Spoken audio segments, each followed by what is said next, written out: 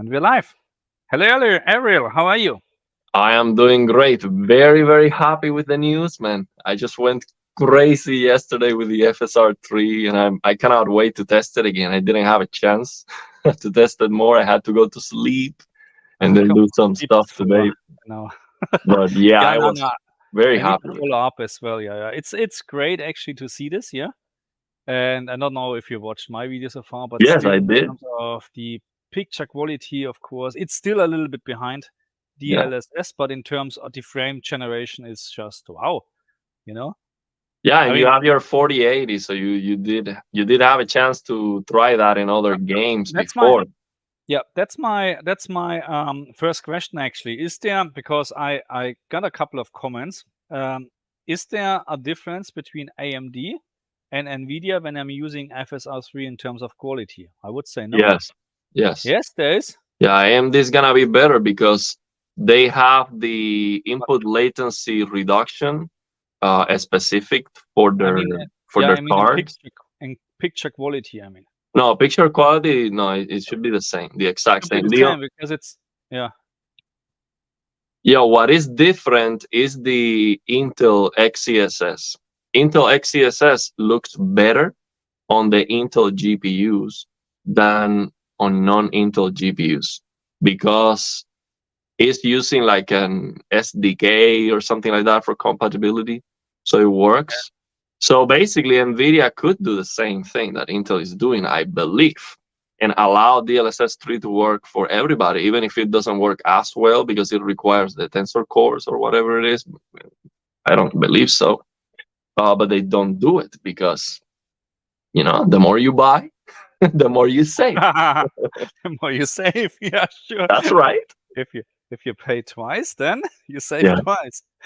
Yeah, I No. absolutely love to hear Jensen speaking, man. It's so funny. It's just the best. Yeah. Nah, but I'm looking forward to. Unfortunately, I don't have Immortals of Avian on the PC, unfortunately, to test this actually. But Forspoken demo version is a good start, because it's fully patched.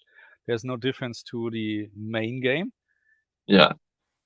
so Yeah, it's good start actually for FSR3, in my opinion. absolutely. I mean, someone is saying here that I changed the title I saw it. because Yeah.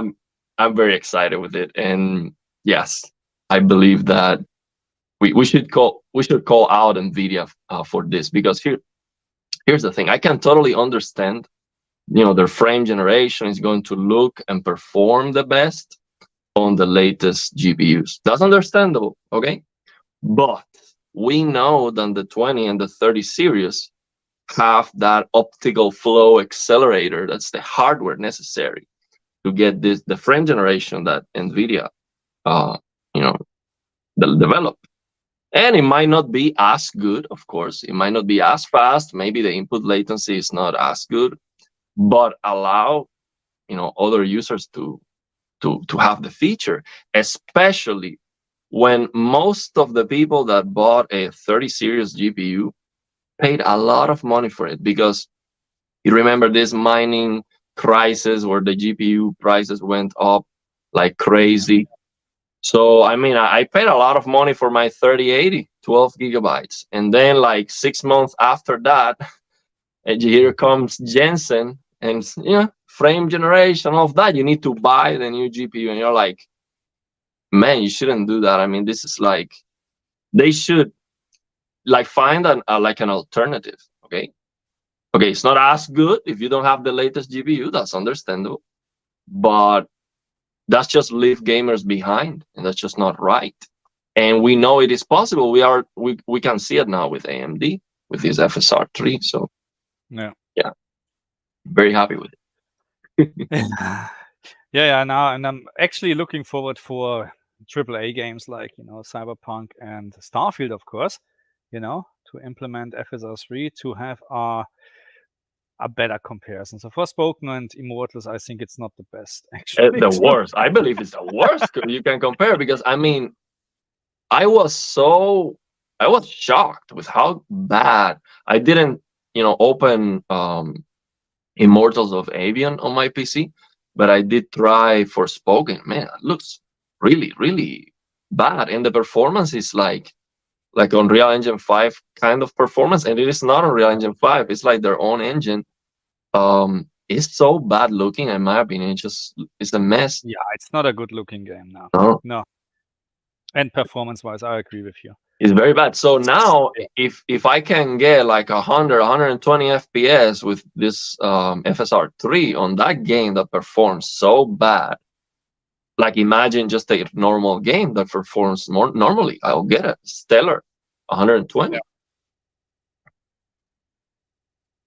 So have you encountered a couple of more issues with FSR 3 in terms of, so what I found after I tested more, so as soon as you enable frame generation, you can't use VRR anymore. Yeah, So I saw that. I didn't have time to test that, but I was really interested on a locked frame rate more than VRR, because the reason why I want 100 locked or 120 is to use this OLED Motion Pro High feature on my LG C1, which I absolutely love.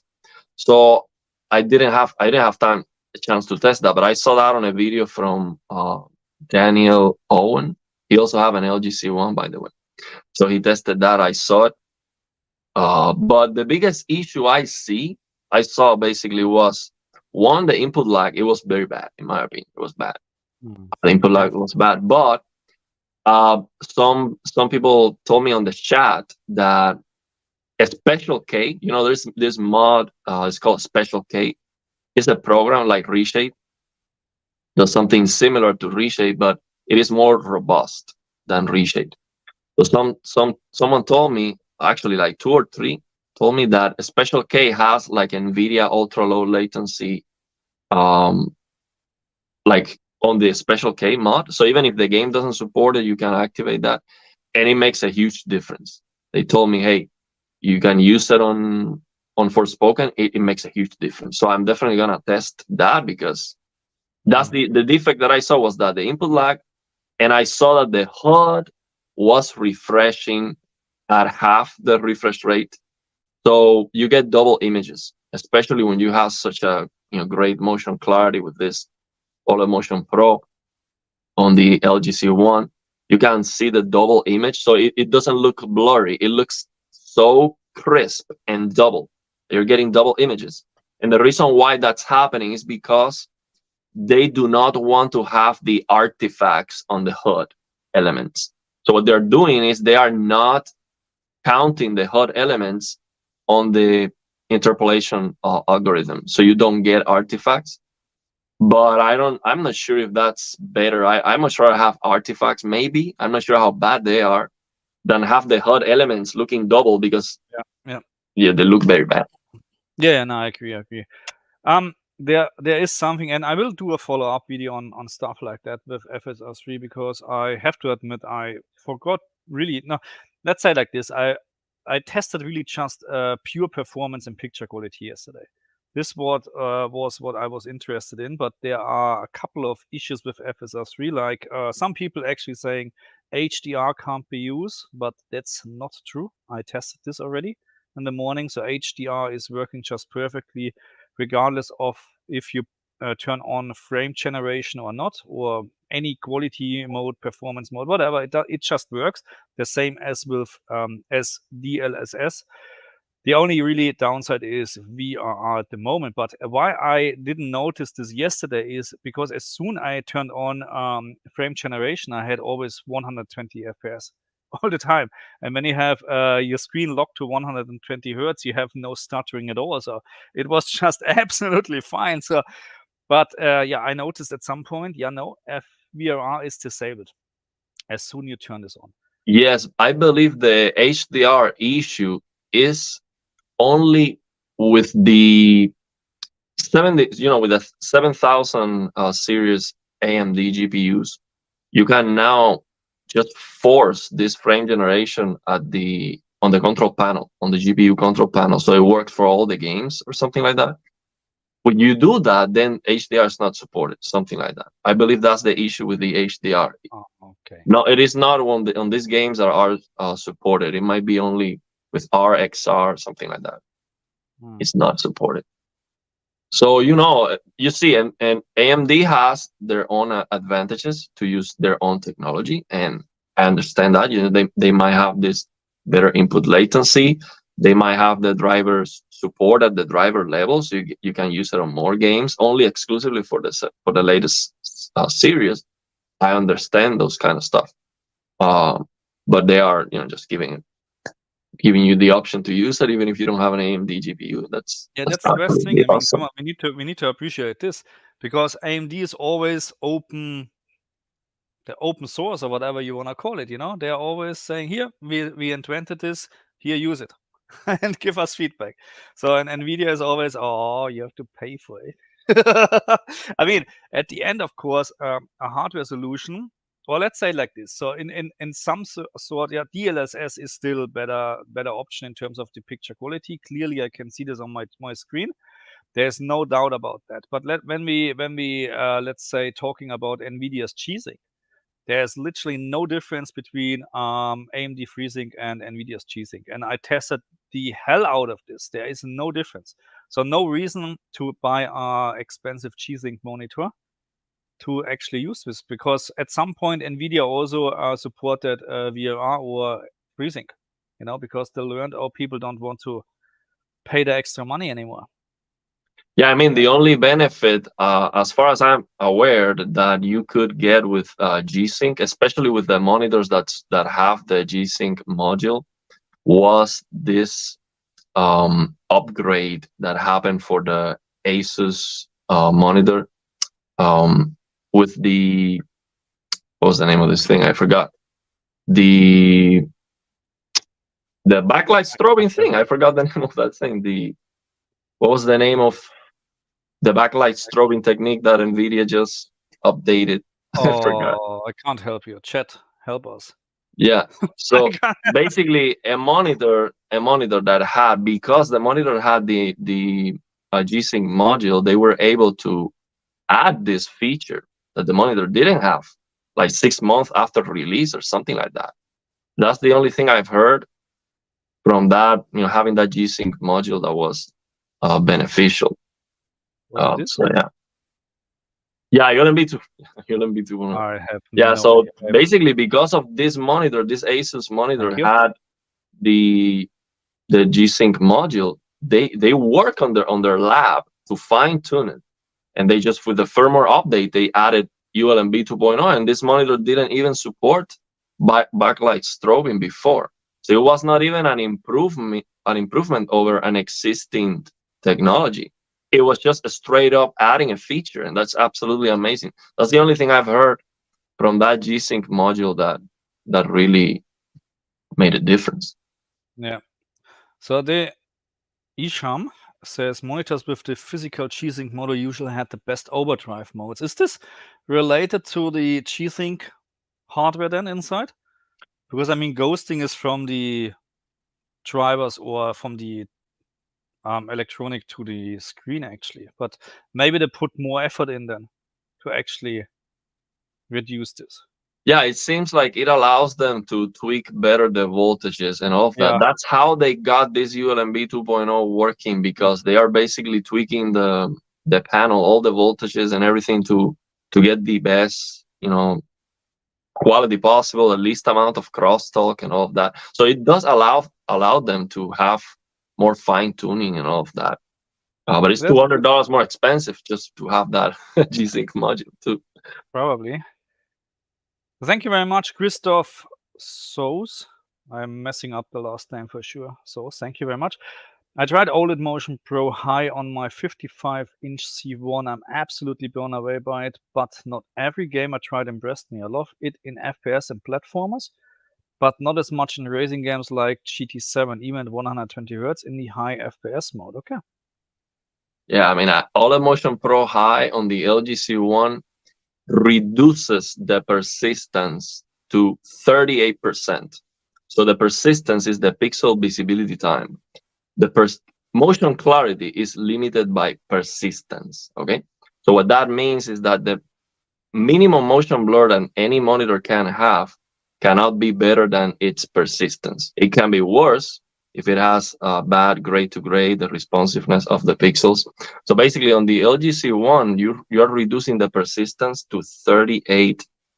So you improve the motion clarity in 2.6x. Okay, that's massive. With OLED Motion Pro High at 100 FPS hertz, your game is going to look like 260 FPS. Okay, and at 120 FPS is going to look like 312 frames per second. Okay, the CX, for example, you have the LG CX at 60 FPS with OLED Motion Pro High. It looks like 240 frames per second. Yes, it flickers, and yes, it is dimmer. It's super dim. We are improving the motion clarity in 4x, so it is to be expected to lose at least 4 times the brightness, unless they just decide to release more power for it or something. See, the problem is what I'm having with this, because you mentioned it starts to flicker, and I'm very. I was not able back then with the normal 50 hertz TVs, you know, back in Germany. I saw this actually. What's the name? The big TVs, you know, back then. You know, I'm very old. What is the English name? CRTs. Yes, it's too early today, and yesterday it was too late. Anyway, look, and I was when I went into a shop, I can because they at this point they started to introducing the 100 hertz panel CRTs, and I was able to see this from miles away, 50 hertz, 100 hertz. And my mom and my dad back then, when we bought a TV, I was little or whatever, they said they can't see a difference, and I said, I don't get this. This is killing my eyes. It's killing my eyes. 50 hertz was terrible for me. Yeah, it's terrible. Wow. And my parents said, no, they both looks the same. So no, they're not. Yeah, so flickering perception varies by person, okay? And the Blurbusters chief told me that it depends on the person. Some people perceive the flickering more, some people less. Yeah. The thing is with the LG C1, like what Christopher has, you have the option at and with the CX too, you have that option at 100 FPS hertz and 120. I am not going to say that no way, nobody's going to see flickering, but it's very unlikely that you're going to see any flickering. Have you tried at 120 FPS on the CX? No, of course not. No. Try it. You lose brightness, but it looks incredible. In motion, it's just absolutely amazing. So clear. So what he's saying, for example, in racing games, he doesn't see the difference. I don't see that difference either. And the reason is, think about when you're playing a racing game, the car is not moving on the screen at all whatsoever. The car is, just moving a little bit. You know, the car is in the center of the screen when you're driving. Yeah.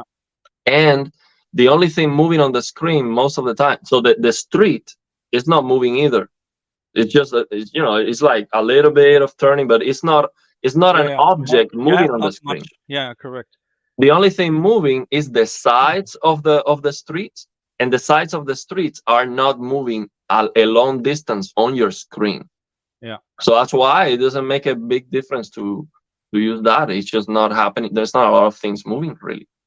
No, I agree. And I told you already that I'm so impressed with Samsung, which by the way is shit, you can't see it here on this side. I put my S95C now next to the LG G2 because I need to do some more testing picture settings on the S95C as well. But again, I'm so impressed with this OLED, with Game Motion Pro. It's unbelievable. 60 FPS. You need to have 60 FPS stable, but I play now. I put everything on 60 FPS fixed on the S95C, and I activate this. It looks so great, really so great, especially games like Diablo, because you have the whole, as you said, the whole picture is actually moving. Yeah, it is not just that you have the feeling you play 120 FPS from the clarity, of course, not from the real performance, but it looks so much clearer. You can walk and you can see all the details. As soon as you turn this off, everything is blurry. And you can't feel. I can't feel. Diablo is not a FPS game or whatever. You can't feel any input like increasing on the S95C. There is for sure something, but you can't feel it. And for Diablo, it doesn't matter. Let's say it is 20, 30 milliseconds. I think I read it was like 20. I believe. I don't remember. Let's say it's 30 milliseconds. The render latency and your peripherals and all of that total is bigger. So it's like not a very relevant in comparison. I mean, it is relevant. 20 milliseconds, you can feel it. There is a test that I tried. Well, yeah, for games like Diablo, it really doesn't matter. Yeah, it wouldn't matter. I tried a benchmark that is part of the Smooth Frog benchmark suite. There's a latency test, and with a mouse, you can. It's basically a game that is running at 1,000 frames per second. And you can move the mouse, and you can, see if you are able to detect the latency. And I was able to clearly see, obviously, 10 milliseconds of added latency, but it's not a big deal. I mean, it's not for a game. For games, I mean, look, we need to consider if you're a high-end gamer or whatever, or a professional gamer, you will never play on an OLED TV. You will have high-end LCD screen with almost no input lag. That's how it is. In terms of input lag, some LCD monitors are just still better. That's how it is. But for me, I would never go back to LCD. No way. No way. So thank you very much, Christoph. Thank you very much from Canada. Thank you very much. Yeah, so we moved a little bit away from FSR 3 to other stuff as always, but that's how it is.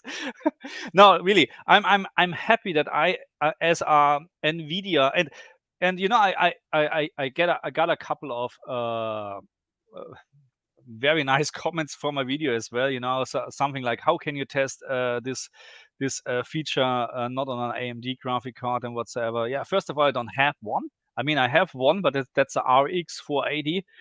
580, I think it's not supported FSR 3 on this, so I don't have an actual AMD graphic card. And the fact that I can test it, that's a good thing on AMD. Absolutely. So you will never have DLSS working on a AMD graphic card because you need the hardware, and that's why I'm not how should I say, sad or surprised. Surprised is the right word, that FSR 3 is still not on the same quality level as DLSS in picture quality, visual quality. Okay, so in terms of performance, it is absolutely. I mean, you saw my video. There's no difference anymore, in my opinion. If I'm now using quality mode, FSR 3 quality mode or DLSS quality mode, what was the difference? AMD was 2 frames better sometimes than Nvidia was 2 frames better. It really doesn't matter. In terms of performance, absolutely great. But unfortunately, there's more behind, or what eyes can see, or what the eyes can see actually. And I don't like shimmering and forspoken, and maybe that's just a thing with this game. And this is also what I mentioned. I just tested this as one game, and we have just 2 games actually officially supported right now. And there will be for sure improvements over the time, because DLSS, when it started, it was also a mess with artifacts and whatsoever. So we need to keep this in mind. So and the thing between what I really like AMD is what is the name actually when you have open source software like this proprietary blah whatever. Yeah, open source. Yeah, so that's a great thing. It's not really open source. I think open source means everybody can use it and change it. That's not really the thing, but everybody can implement this without any restrictions. That's the good thing. And we will maybe in the future have games where FSR 3 works better than DLSS because of the implementation, how it is done. So it's a very good thing. Yeah, I want to comment on this. A comment basically, congratulations to AMD for making 120 hertz backlight strobing work for every game with FSR 3. So many monitors don't have 60 hertz backlight strobing because of the flicker of that refresh rate. So we are not. It is very important to understand we are not like jumping to a different topic when we talk about black frame insertion or backlight strobing, this OLED Motion Pro. It is very, very related with FSR 3, because what you're doing with FSR 3 is you're trying to get more frames to improve the fluidity of the game. So there might not be an input latency improvement. Okay, so why would you have the same input latency or even a little bit worse and to get more frames? So the reason to get more frames, even if you get an input latency penalty, is to see it better in motion. So the reason why I'm so excited about this feature is because I like this OLED Motion Pro High on my LG C1. And like he's saying, now with this feature, we are able to lock the frame rate on a game like Forspoken, which performs like very, very bad. So that is basically the experience I want to have. I always want 120 FPS. But then the thing is, when you compare FSR 3 and all the defects that it might have, and you think about DLSS, you say, okay, DLSS looks better in terms of the picture quality. Like you're saying, it does look better. It is able to reconstruct the details, the fine details better. That's clear. So you might think, okay, I much rather play at 60, 70 frames per second with DLSS on my Nvidia GPU that use FSR 3 and play at 100 or 120 FPS. You might think that because it's a game where the fluidity might not be very relevant or whatever. But here's the thing: when you compare, if you are using backlight strobing or OLED Motion Pro on these OLEDs, then you're not comparing anymore from 60 to 70 FPS to 100 or 120. You're going way beyond the motion clarity of 120. Like on my LG C1, you can go to 312 frames per second in motion. So for me, what 120 FPS means is 312 frames per second when I move the camera. So the decision to play at 90 FPS with better picture quality and more brightness with DLSS and 120, it's not even close. There's no way I would decide to play at 90 because the difference is so big. It's absolutely gigantic. That's why I think these two things, frame generation and backlight strobing or OLED Motion Pro, they are related because that's the idea, to improve the motion clarity. That's what we want, yeah. That's why I can't go back to 30 FPS.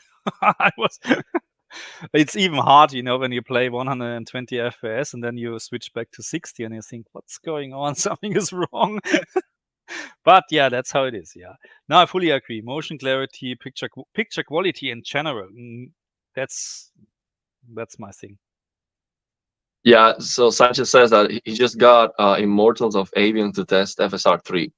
Trust me, I was thinking picking up the game. I'm like, don't no. do it. I don't want. Wait, we will have. No, I was thinking the same. I look at Steve's and I'm not paying for just. No, really not. It's a bad game. Come on. I'm so glad it's free, the demo of the Forspoken. By the way, is that demo time limited? What's the deal with that demo? No, I haven't. No, not that I can tell. No. Okay. No. Okay. That's good. Anyway. No, we just need to wait. There will be more, and I'm actually more interested in seeing FSR 3 on the consoles, but I'm not very how should I say? You need at least a high frame rate actually to get something out. The same with DLSS. If you have a low frame rate, it doesn't help much. That's the problem. So, and that's why I'm not very. I don't think we have a big improvements. If people now think they will put FSR 3 and Starfield on the Xbox and now we suddenly have 90 FPS, no, it will not. No way. No way. There will be a very, very tiny. So it will most likely the same performance because we CPU bound anyway. But we have probably a better picture quality compared to FSR 2. So that's my guessing what I have. So we will not see a huge performance gain on the consoles, unfortunately. Yeah, so it is not. I mean, if you go from 30, and I'm going to test that just to see it. If you go just from 30 to 60, the quality might be very bad. The input lag might be very, very bad, especially. But for games that can run at a 60 FPS locked on the consoles can output 120. So that's amazing. You're getting 120 FPS experience on a console. That's a premium experience. Okay, for the money, that's just insane. So imagine in the future you get a console and you're getting 120 FPS. I mean, most of the TVs, most of the TVs that people are using for these consoles are 120 hertz. Yeah.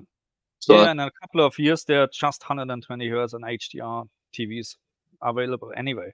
So that's a great thing, of course. We just need to lower the expectation from a couple of people that say, "Oh, FSR 3 will poof blow away everything." No, no, no, no. Unfortunately, not.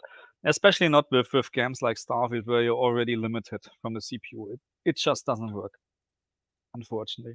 Yeah, so I Whereas, was surprised actually, because when I tested it yesterday, I tested only 100 FPS.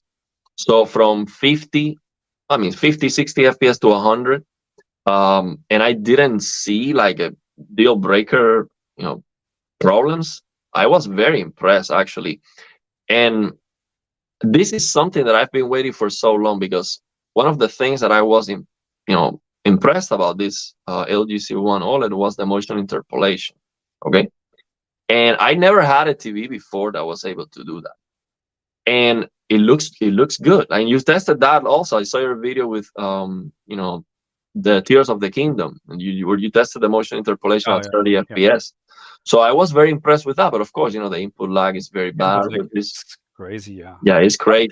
It looks wow. It looks very good. Wow. Yeah. But and also the motion interpolation artifacts are sometimes very bad, especially at 30. It becomes very, very bad. But it's still impressive. But that's the thing, on the CX, I had sometimes these artifacts, or sometimes it started for a second or whatever, half a second, and then it was fine. But on the G2, it was just almost perfect, I would say. I mean, I would say the G2 here has probably the better processor. Yeah.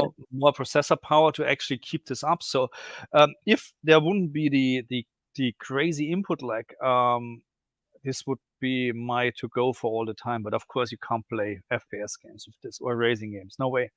Yeah, based on the reviews, there was a big improvement on LG on the C2 G2 for the motion interpolation. There was a big improvement. But the thing is, I am used. So what I was gonna say is that I am used to the motion interpolation artifacts, so I know how they look like, and I was looking for those problems with FSR 3, and I couldn't see them. It's so much better. It's not even close. It is so much better on the TV. And I actually predicted this kind of things. Like, you can go back and watch the videos I made about interpolation. I was like, man, if these TVs can do it, imagine Nvidia and AMD. I didn't mention AMD, to be fair. I was like, imagine Nvidia, and then they just middle finger, you need to buy a 40 series to get it. But yeah, I actually predicted it before the Nvidia announcement, and people told me, bro, you've been talking about this all this time, because I thought that this was a great idea. It is a fantastic idea. But I was impressed. It looks very good. I didn't see deal-breaking issues. So Gangs8 or Zero 8 is asking, can the PlayStation 5 get frame generation via updates theoretically? Absolutely. I'm very positive about this. The question is, because we're talking about PlayStation 5, maybe in 2 years from now on we get the update, yes. Because they're always behind. I don't know why. Maybe he doubts about it because of the RDNA 2 situation that Xbox has and not the PS5. I don't know if that would be a problem. It should work even on an old, like an RX 480 or something like that. It should work. I haven't seen any videos about it, but this should work for everything. It is not recommended. AMD doesn't say. AMD actually says it is supported on the 5000 series GPUs. It's supported, but they say, I believe, recommended for the 6000 and 7000. Yeah, because you have already a higher frame rate probably in some games. Oh, that's why people probably are expecting, I have a 10-year-old graphic card, I have now 200 frames. It doesn't work like that. Anyway, Divan, I know you guys don't own Sony sets. No, not yet. But what do you guys think of A95L winning King of TVs today? So did they win, or is winning? Yeah, it's already done. I have no idea, to be honest. I didn't have time to watch anything. I will watch the streams, FOMO streams. I like to watch the streams practicing my guitar.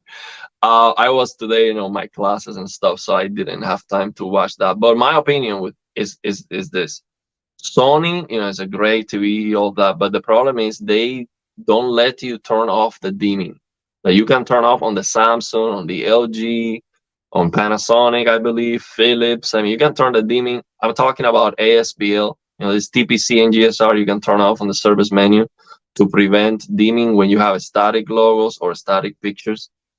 Sony doesn't have that option to turn that off on the service menu. So for me, I would disqualify them. It's because of that. Yeah. Because so my question is, but the shootout was not done yet, huh? I'm not sure. I don't know. I haven't watched any of the streams yet. No, I started watching, but then it was too late, so I don't. But I think that's going over 2 days or not. So Yeah, please, just chat, help me out. Is it already done? I don't think so. No. No. Not yet. Okay. So but to answer your question, I think that it will be very close between Samsung and Sony. Well, Sony will be first place in my opinion, but I in terms of picture quality, I agree, but in terms of all the other features, probably I wouldn't agree. And Samsung S95C second, and then LG G3. So the shootout was today. So okay, so it's done. Okay, so it means A95L won. Yeah, I mean that I expected that. To be very honest, that Sony will win, but yeah, still and not buying one. the other thing that what I think about the TV shootout, I mean, I love it, competition and stuff. I mean, we are enthusiasts. I like to see those kind of stuff. But what I don't see from these companies is I don't see them really trying to make the absolute best TV, because what you're getting from these companies is very similar level of performance. You never see like one company just trying to blow away the competition. It is like they are all like on an agreement of a small improvement each year. So you have to buy the new TV. Yeah, of course. What competition are you talking about if you are not trying your best? Like if these companies were really pushing, like we're just gonna try to really be the best, then it would make more sense. But most of the TVs, they have the same numbers, about the same numbers in brightness. Of course, they are using the same panel and the same technology. But yeah, I'm not sure if you get what I'm saying. It is just I cannot see a competition where when you are not trying to be the best, really.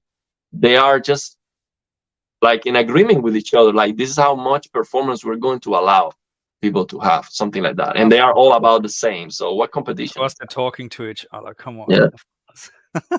That's a question for you. Oh, Ariel, if you didn't have your C1 now, with what you know now, would you buy a CX because of better motion clarity or 4x improvement with OLED Motion Pro High at the cost of lower brightness? Yeah, absolutely. I would pick up a CX or GX. Actually, I've looked at the used market. 77 inches LG CX and G1 are so cheap. I've seen it for like $800, and I've been like, man, 77-inch a G1 or GX for like $800? That's insane. Okay, unless that has any burning issues or something like that, like this, that's amazing. So I've been actually thinking about it. It's just to upgrade the size of the TV. Yeah, it's like, to answer your question, if I move somewhere else where I cannot take my LG C1 OLED, I would buy a G1. I would try to buy a G1 or a GX wherever I move, basically, just because of that feature. But I am a TV enthusiast. I would like to have all the technologies. I would like to have, dual layer LCD. Of course, it's very expensive. QD OLED. I would like to have all the technologies, really. So yeah, that's mine. Hey, how are you, buddy? Hawkins? Remember when we all used to be stuck at HDMI 2.0 bandwidth? This was not too long time ago. Actually, I mean, I remember when they introduced HDMI 2.1. I remembered when they introduced CD-ROMs, so maybe I'm not a good anyway. Anyway, no. But yeah, okay. So should we move on to the next topic? Auto HDR Windows 11. Or yeah, I mean, before we move, let me answer this. Comment on this because I think it's very interesting. Cloud here is saying, I tried frame generation on a 7900 XTX with lights of P in 4K, and I'm getting 300 FPS, no input lag at all.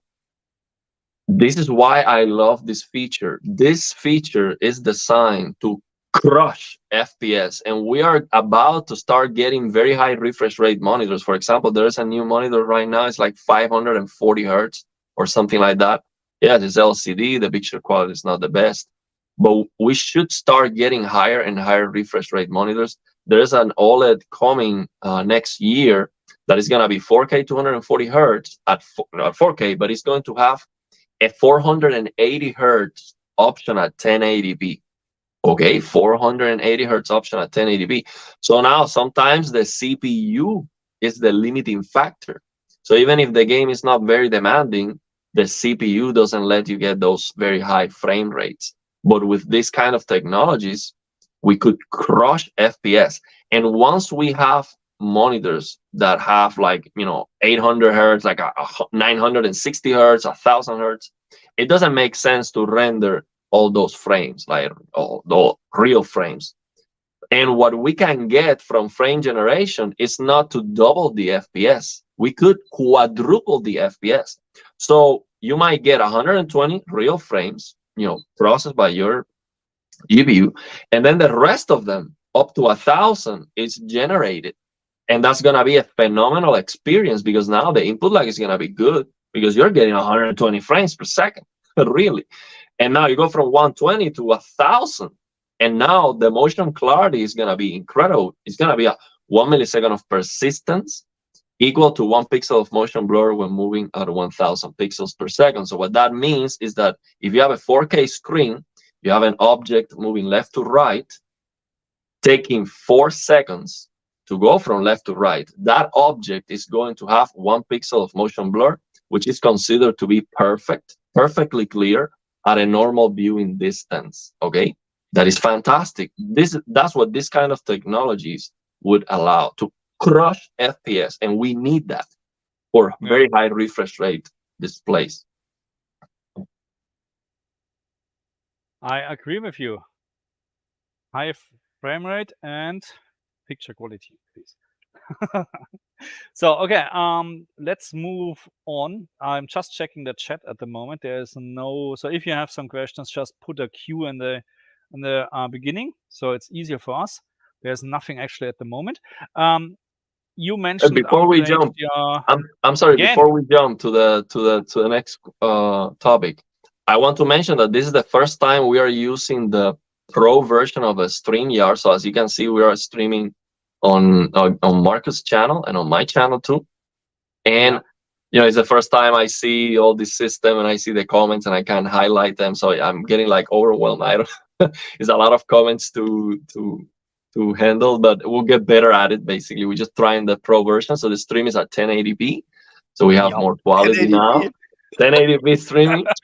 And we can now, what else can we do now? Can we like present something on the computer? Actually, if I would have anything connected to my card, we can now play video files, share screen, extra camera. We can do a lot. Awesome.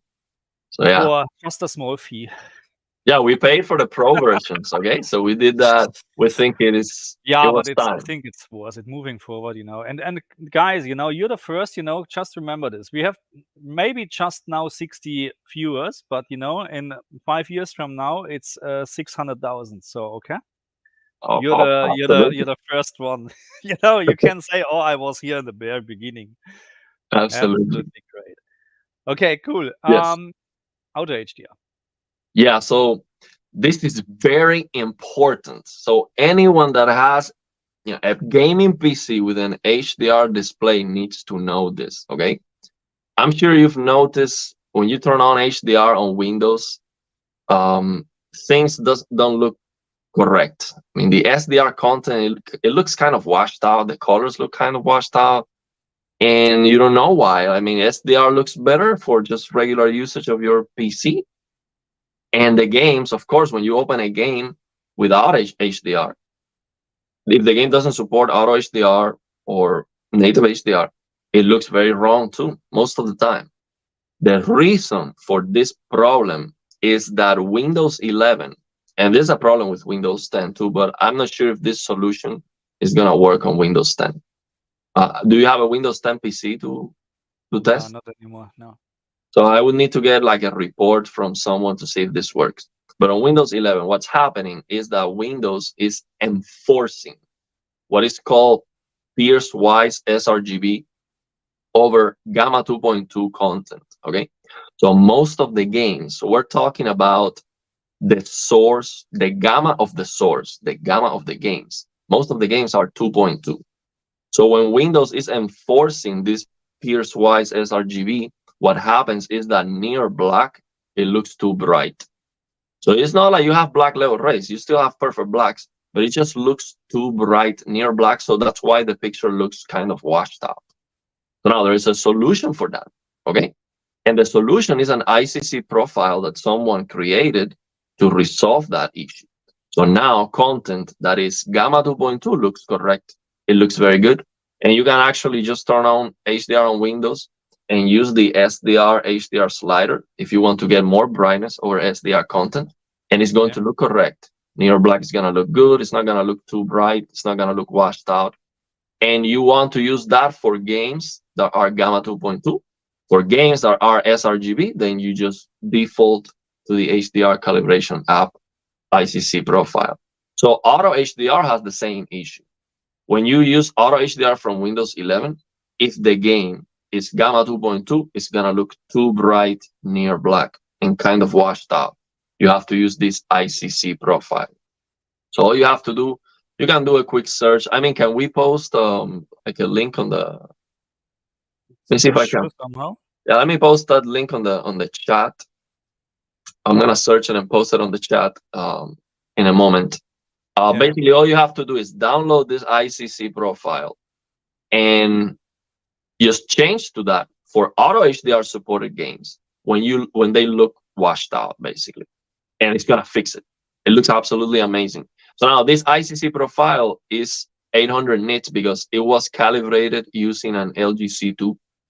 So if you have a TV that has a higher peak brightness, let's say you have a G2, you need 1000 nits, or you have an S95C, you need what is the clipping point of the S95C? 1500 nits? No, it's 1350 roughly, almost 1400.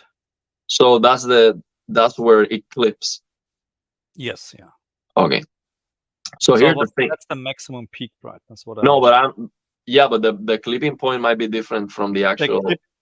The clipping, so that's a good question because you don't have proper HDRG support on the S95C. Mm-hmm. So the clipping is according to the Xbox app around 1800.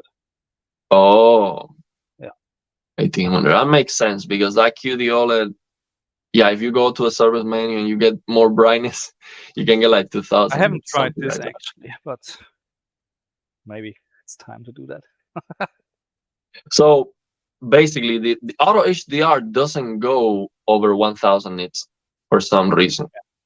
So if you have a display that is more than 1000 nits, then you can use a dynamic tone mapping option or active tone mapping on Samsung or something like that to get more brightness. Do you get more brightness on the Samsung S95C? Let's say if the max CLL of the content is like 1000, do you push more brightness or is it just the same? No, it looks very much the same to the G2, even close to the CX. So because I had the CX for a long time next to the S95C, and there's some content where you just can actually see that when you have a very bright picture like snow or whatever, that the S95C is much better than the CX. But overall content, when it's, let's say, mastered to 1000 nits, there was almost no difference between the S95C and the CX. Of course, when you have then series or The Witcher, for example, which has a I don't know what this is master, but much higher, the CX was very dull compared to the S95C. So it depends on the content. Absolutely. Yeah. So basically, you're referring to the full screen brightness difference, which is a lot higher with the S95C. But my question was basically if the active tone mapping pushes more brightness. So let's say, for example, on this LG OLEDs, let's say that the max CLL of the content is like 600 only. If you use dynamic tone mapping, you're pushing all the brightness you can, basically. Is that the case with active tone mapping on the S95C? what I found, the dynamic tone mapping on my G2 makes the picture still brighter than active on the S95C. Oh, But this is just because it's just probably changing the EUTF much crazier than the S95C. okay. So it's even more wrong. You know what I mean? It's still, you have better specular highlights on the S95C, obviously, but the average picture brightness looks much brighter on the LG G2. Okay. Well, to turn back to the thought process. Basically, if your display needs a max CLL beyond 1000 for Auto HDR from Windows 11, for some reason, at the moment, Auto HDR supported games are maxed out at 1000. They don't go over 1000. So the max CLL of the games are going to go over 1000. But let's say you have a monitor that needs less. You need 650 nits instead. This ICC profile that I'm recommending everyone to download is calibrated to 800 nits, but there is an uncalibrated ICC profile that you can download from that same page. It's a GitHub page. And that uncalibrated profile still has that gamma fix and everything, but you can change the maximum peak brightness using the CRU app on a PC. So now that requires like a tutorial. You can check out the video I made on it.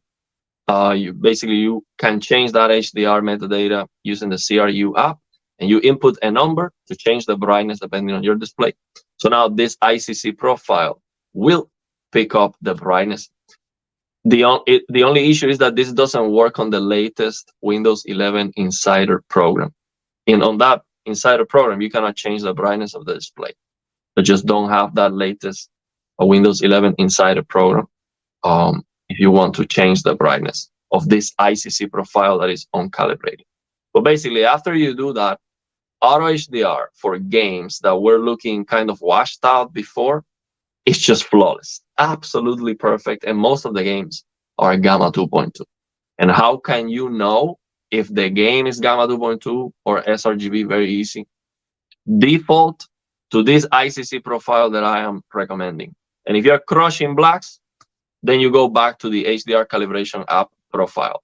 So when you use the HDR calibration app profile, that creates an ICC profile. Okay. So that ICC profile has the pierce-wise sRGB thing. So if you're crushing blacks, you use that. If not, for most of the games, you use this ICC profile. It's such a huge difference. It looks amazing. Yeah, it's weird. I mean, look, it's great that we have all these solutions. Actually, it's just unbelievable that company like Microsoft is messing up things like that. It's unbelievable. I don't get it. That's a basic thing, you know what? Yeah, it's incredible. Because we're talking about just desktop usage. I mean, just to use your HDR monitor normally. If you turn on HDR, everything looks messed up. So we're not talking about games or doing like a weird HDR trick or something like that. Everything looks wrong. So yeah, it's unbelievable. World asked a question: is there any way to see if the game is running sRGB or Gamma 2.2 without using the major pane mode? Yeah, so let me answer this question. So basically, he's referring to this major pane, the Cactus mod that I've been using and promoting because it's very good. It's basically a mod that allows you to force HDR10 on games that don't even support HDR and using reshade. So it's a reshade add-on. So you would have to download the reshade with full add-on support, which is free. Download reshade with full add-on support, and then download this add-on, which is called Major Pane de Cactus. And what this does is that it forces HDR10 on the game. So now, but when you do that, it looks wild. It's 10,000 nits, and the colors are out of control. That's too much. Okay. So now what you have to do is you have to download the Lilium shaders. Okay. And with the Lilium shaders, there is a Lilium's inverse tone mapping shader that fixes that completely, and it looks correct. We're talking about no disgusting colors anymore, and you just need to input the brightness of your that you need. For example, I need 800 nits for my LGC one, and then you use the tone mapping method BT2446 method A. It looks amazing. So now when you use this tone mapping method, this Lilium's inverse tone mapping, you have the option to select the gamma. You can select 2.2, sRGB 2.4, and most of the games are 2.2. So when you select 2.2, it looks absolutely perfect. So now what he's referring to is that allows you to realize if the game is 2.2 or sRGB, because if you change it to 2.2 and the game is sRGB, you crush in blacks, and you cannot see in the darkness. It's very dark with 2.2, Yeah. and then you need to use sRGB. So in that way, you can test if the game gamma is 2.2, and then you know, okay, if the game supports Auto HDR, then I have to use the ICC profile. The other way to test if the game is 2.2 or sRGB, which is what he's asking, is by changing the ICC profile on the fly. The best thing about this is that you can change it on the fly. So let's say you have your game open in borderless mode or whatever, and you can change the ICC profile to the HDR calibration app. The changes happen immediately, and you can see the difference. Or let's say you take a screenshot, and you can open the screenshot with the HDR WCG image viewer app, so it is an HDR picture. You can change the ICC profile in the fly, and you see the change happening immediately. In that way, you can tell.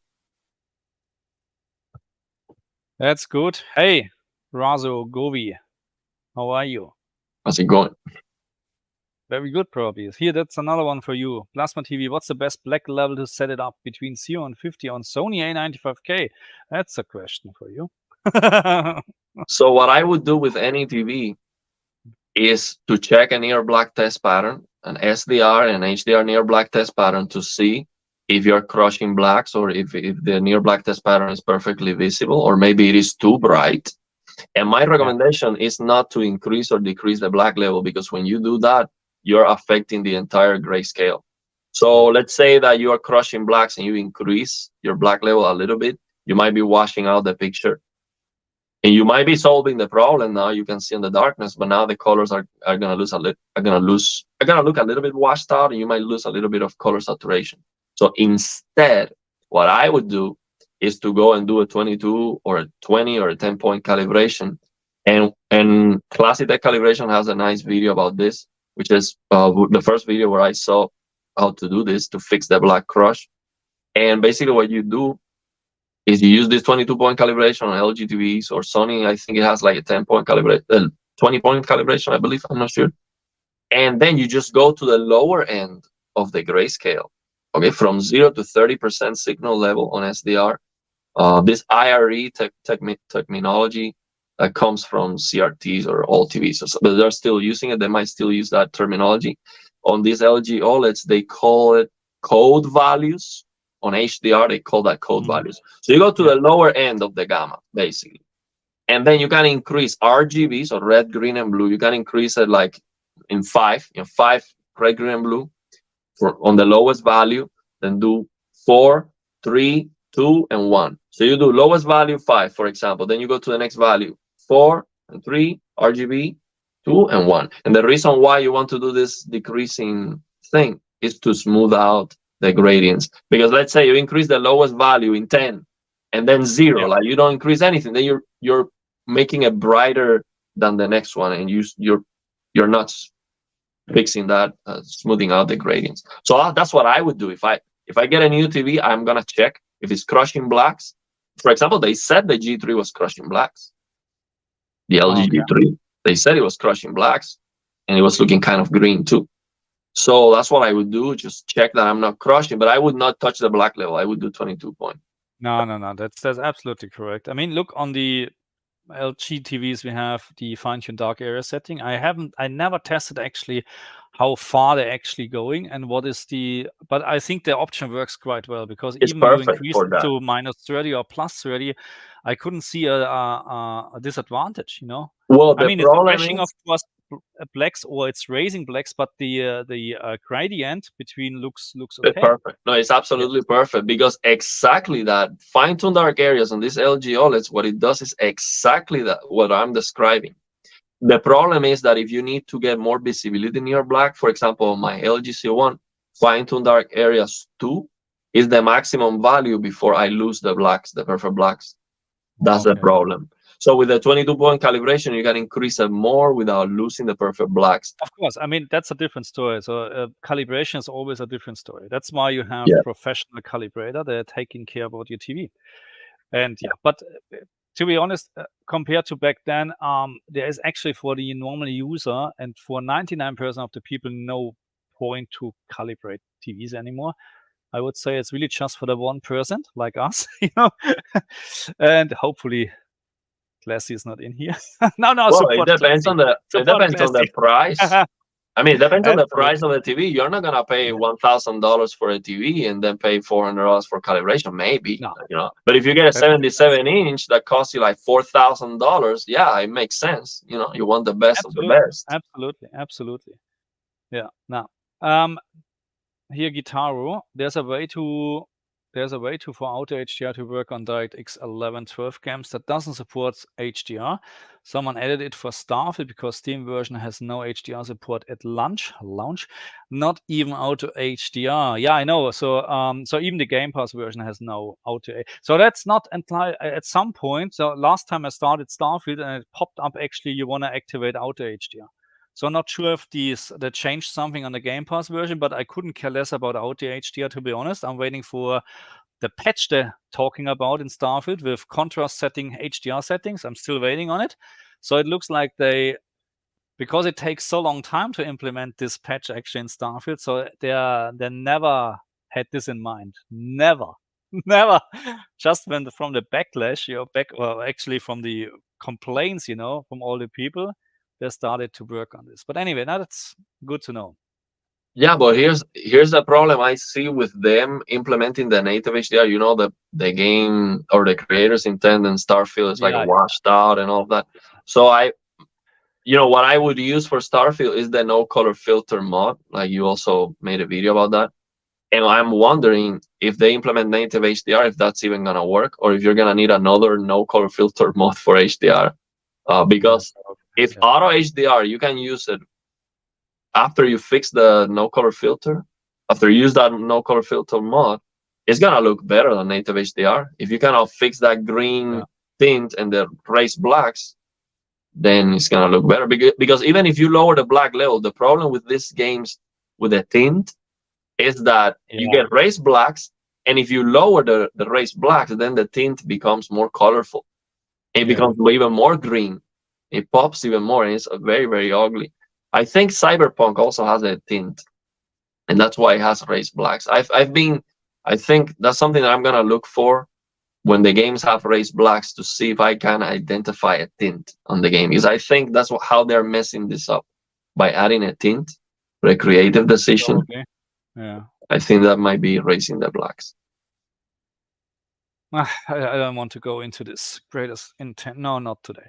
PlayStation 1 Freak is asking, is limited range gamma 1.8 or 2.2? I don't get the question Nothing to do actually. with nothing to do with gamma. Yeah. So that's just a different. So first of all, never use 1.8. Use 2.2 or better 2.4 in a darker room. But 2.4 gives you also a little bit better, more vivid colors, actually. So I learned back then when I did calibrating SDR content, gamma 2.35 was actually the one what we used to use, but now it's 2.4. It depends on the Anyway, content too. Like for example, yeah, what I'm saying, these games, there are most of them 2.2. If you use 2.4 for or games, VP20, absolutely, it's gonna look too dark. But for yeah. movies that are, that's the standard of movies as they are 2.4. Yeah, that's what you would use. Gitaro also worked on Yuzu Emo, so the choke gaming tech made for April Fools is no longer choke. So what that means, we have now HDR for Nintendo games? Yeah. Yes. I know what he's referring to, that there is a way to force Auto HDR for DirectX 1112. I'm going to test that soon, as people have been telling me about that. I'm great. What about you guys? I like this crossover. Yeah, get used to it. Awesome. That's, yeah, okay. Agree with plasma. Don't know what about what, but maybe you're right. Yeah, I agree a lot with plasma. No worries.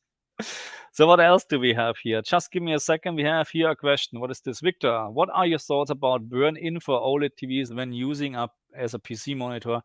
I've put everything black that I could and keep it half brightness. I couldn't care less, really. I used my CX for so long time. I'm using now the LG G2 here. Of course, now as a screensaver, I wouldn't put a static image for hours on an OLED screen. Of course not, because this would be very silly. But I'm using my G2 for editing, for browsing, for everything. And so far, I couldn't see anything. And I'm not looking for it, to be very honest. Just Just use it. hide the taskbar. Don't have correct. icons on, direct access icons on the desktop. Even I'm having this, but I mean, I'm not using the desktop very often. It's always a program in front. Yeah.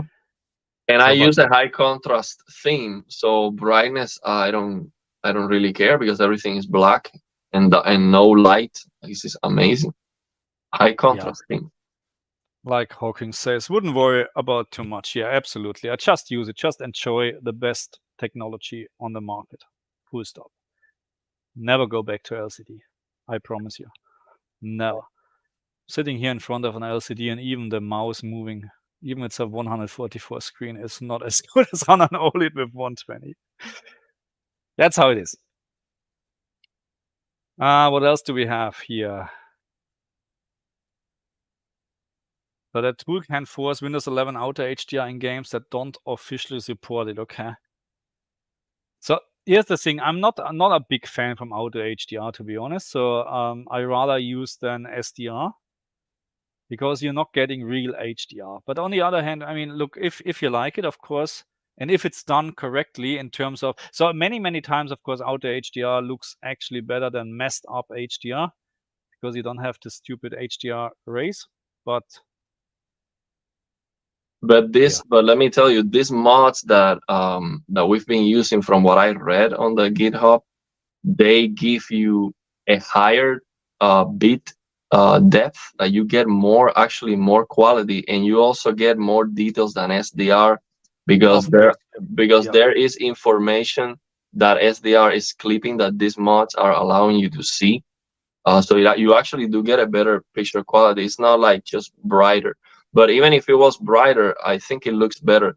The only problem is that sometimes you notice that if it's brighter just everywhere, you notice that it's just overbrighting.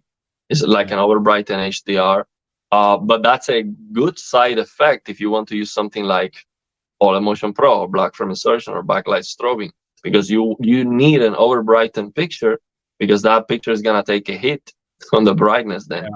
So that's great. That's why I do like a lot the Auto HDR tricks, because I use it all the time for OLED Pro, especially when the native HDR cannot be tweaked the way I need to get more brightness.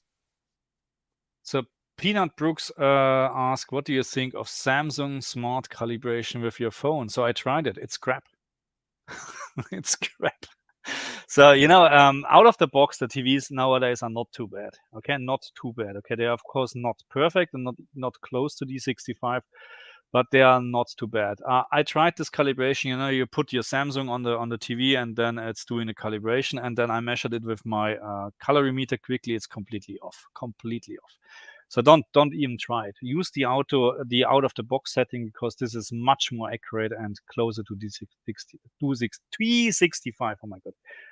At least with my Samsung S21. So maybe the S23 or whatever what we have now has a better camera, but it's forget it. Yeah, so what I like, because I do calibrate the TV with the phone, not the app that he's referring to, but what I do is I like blue light killer settings. So before going to sleep, you have less blue lights, you can sleep better. And most of the time I have a chance to play before going to sleep, just because I'm busy during the day. So I want to be able to play. So what I do with my phone is I use an app that is called Color Temperature Meter app, that allows me to lower the color temperature, which is obvious, just lower the blue. But the thing when you lower the blue is that everything looks green and wrong. So you have to lower the green. So now how much do you have to lower the green? So with this app, what I do is that this app tells me a green to magenta balance with a, it is very sensitive. I'm telling you, like I touch the green or the blue or red, and that changes. So it is very sensitive. It is not accurate, but it is a number. Okay. So what I see is the number that I get with accurate settings. Let's say, 150 on this LG C1s, which is supposed to be the closest to D65, depending on the screen size. So what I see is, okay, with accurate settings out of the box, what is the green to magenta balance? What are the readings that I'm getting on my app? And then what I do is I lower the blue, all I want, and then I lower the green until I get that same green to magenta balance, and it looks very good to me. It is not accurate. Okay, we're not talking about D65. I get it down to 6000 K, which is a lot warmer color temperature. It looks warm, but it doesn't look like yellow, ugly everywhere. It looks so good. Like if you compare the reduced blue light setting that we have on this LG OLEDs, if you compare that, which by the way, when you use that reduced blue light setting, the color temperature drops to up to about 6000 K, but based on the reading I get on my phone. So even if that's not accurate, what I'm saying is that what I'm doing is dropping the color temperature to the same degree as using this reduced blue light setting. But the difference is that what I am doing looks so much better. It is not close. I'm talking about magic level of difference because the skin tones and everything look kind of green when you use the reduced blue light. With the settings that I use, it looks so good, so amazing. So that's the phone calibration that I like to do, basically. Yeah.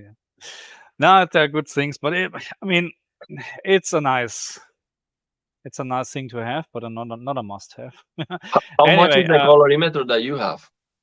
sorry? How good is the colorimeter that you have? How much is it?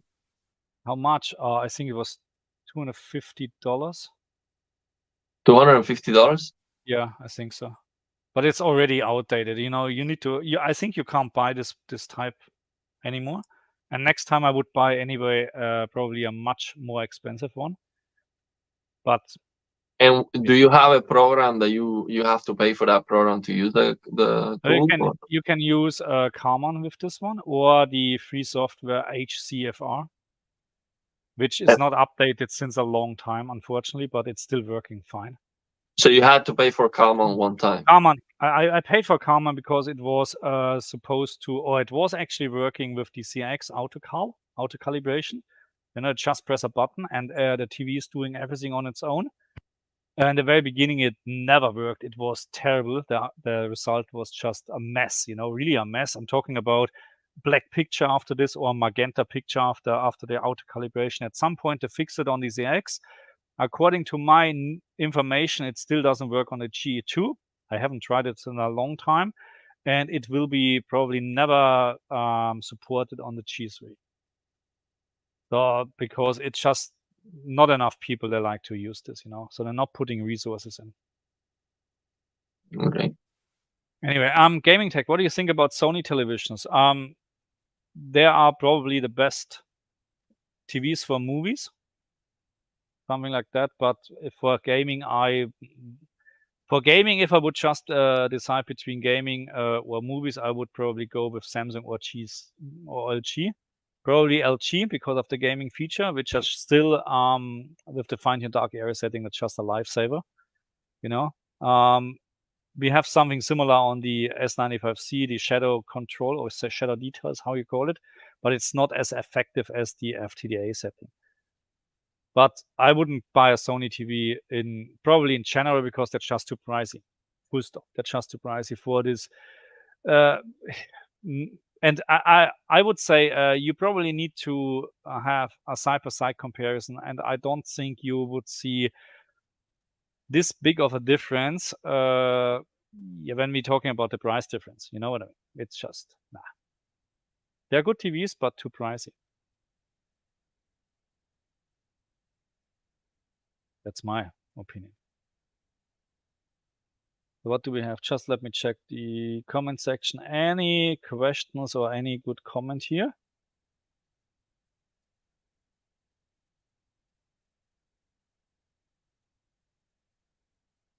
here, this one probably. Typically stick to a proper D65. Yeah, just when my head hurts, I use a white point. So if your eyes and head hurts, you should turn off your screen. Okay, just this. Okay, if it's already that late, then just go out, enjoy the sun. Okay, no, all my TVs I'm using a D65. I don't like to use any blue or night mode or whatever, because when I'm doing some testing, whatever, I really like to see the picture. But I have activated this on the phone, but I don't like to use it actually on my TVs now. Oh, and some people like it blue. Yep. Some people like it Yeah. blue, and I Absolutely. understand why. So for like, I am used to a warm color temperature, but when I change the settings and I make it more blue, like at first glance, I like it more blue, like just immediately. But then you get used to it, and it's just nastier for my eyes. I don't like it. Yeah. The Sony TVs have the best picture processing and upscaling. Yeah, I agree on that. But again, if you really want to spend so much more money for just a tiny bit of, because we're not talking about day and night difference. That's not the case anymore. Not at all, and was never. And I have to say, in terms of picture processing, always when I compare my CX with LG G2 or the S95C, the internal apps or the upscaling or processing on the CX is really much better than on the S95C and the LG G2. Full stop. It's really crazy how good Netflix looks on the CX in terms of no artifacts, how sharp it is, how clean it is actually moving, then compared to S95C and G2. But then 4K gaming or whatever, I can't see a difference. Yeah, I don't want to be like, I mean, I don't hate any companies. I mean, I don't have hate on my heart. That's just an uncomfortable feeling to have. But for me, Sony is kind of out of the conversation. Like, I would never buy a Sony TV just because of that dimming thing. Yeah, Like, I don't AVM, want any yeah. dimming. I would get a Samsung just to be able to turn that off. Although I heard that the S95C, even if you turn off the dimming, I heard this from the display guy or a YouTube channel. He said he made a video saying that he was selling his S95C, and he was saying one of the reason was that even when he turned off the dimming on the service menu, the dimming at some point it happens, and then he needed to restart the TV or something like that, or do something weird because it was staying dimming after doing that or something like that. Like, even when you do that, it was not like LG. So when you turn off TVC and GSR, you just don't get that at all. It is still had an issue. But I would still, if I were to get a QD OLED, I would not get a Sony just because of that. Because Yeah. I mean, why? I mean, we already have ABL already. I am not. What I would do for all these companies is give me the option to turn off all the dimming. I understand ABL power limitations, but the rest of the dimming, have a warning. Hey, do this at your own discretion, or even void your warranty, but let me do it. Okay, just let me do it. Tell me, okay, if you do this, you're gonna void your warranty. You still want to do it? Yes, I would. I want. Let Yeah, me do it. correct. Yeah. Isra, so I shouldn't buy Karma for the C2 or C3. I thought it's the only way to calibrate HDR right now. It's not the only way, and I wouldn't buy Karma anymore.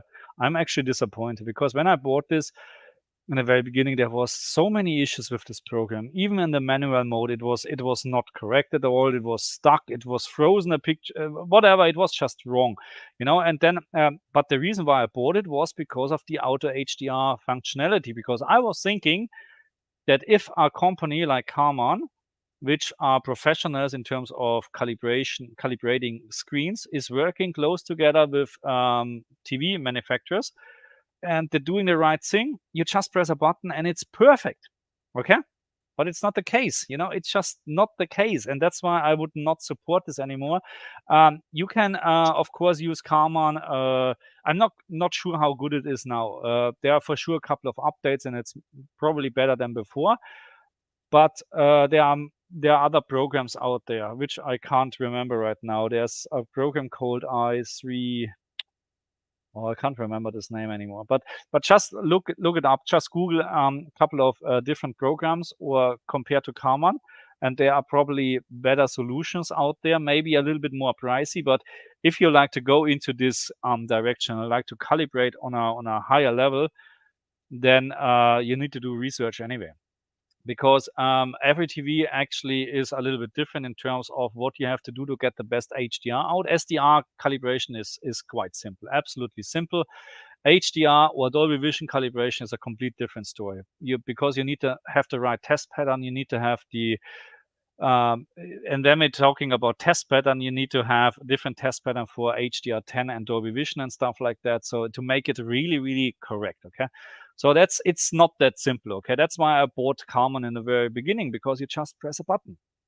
I thought so, but no, I paid $160 and it was a mess, absolutely mess. No, and Anyway. and there is a version of I'm not sure if it's Kalman that costs like thousands of dollars, like $3,000, something crazy like that.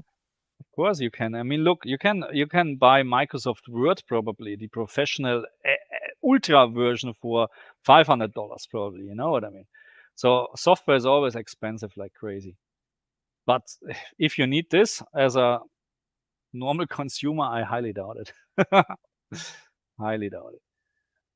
What is surround gaming a thing? What is surround gaming? You're talking about sound? Yeah, I guess so. And if this is the question, and yes, it is a thing. It's a big thing.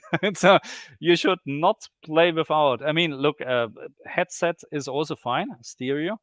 But if you have a game, especially some games like I don't know, Callisto Protocol or whatever, and you play games like that with a proper surround setting, yes, that's a big difference. Believe me, a big difference.